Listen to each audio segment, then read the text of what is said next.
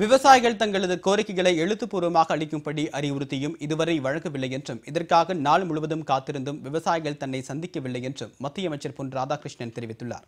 ஆனால் அமைச்சரிடமிருந்து எந்தவித அழைப்பும் வரவில்லை என்று டெல்லியில் போராடி வரும் ஐயா கண்ணு மறுத்துள்ளார்.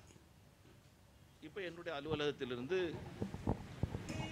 நிதி அமைச்சருக்கு அதை பரிந்துரை பண்ணியும் அமைச்சர்கிட்ட தொலைபேசி மூலமாகவும் பேசுறதுக்கு நான் முடிவெடுத்து வந்திருக்கிறேன்.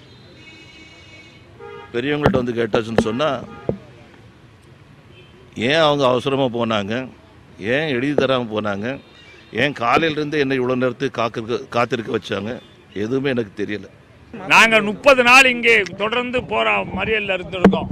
அப்படி இருக்கும்போது எங்களுடைய மாநில நிர்வாகிகள் இல்லாமல் நான் மட்டும் போய் இந்த 30 நாள் போராட்டத்தை முடிச்சுக்கிட்டு வந்துடலாம், இல்லை என்ன சொல்லலாம் சொல்ல முடியாது என்னால். எனக்கு மாண்புமிகு அமைச்சரிடம் ஒரு ஃபோன் கூட வரல, கூப்பிடவே இல்லை என்னைய.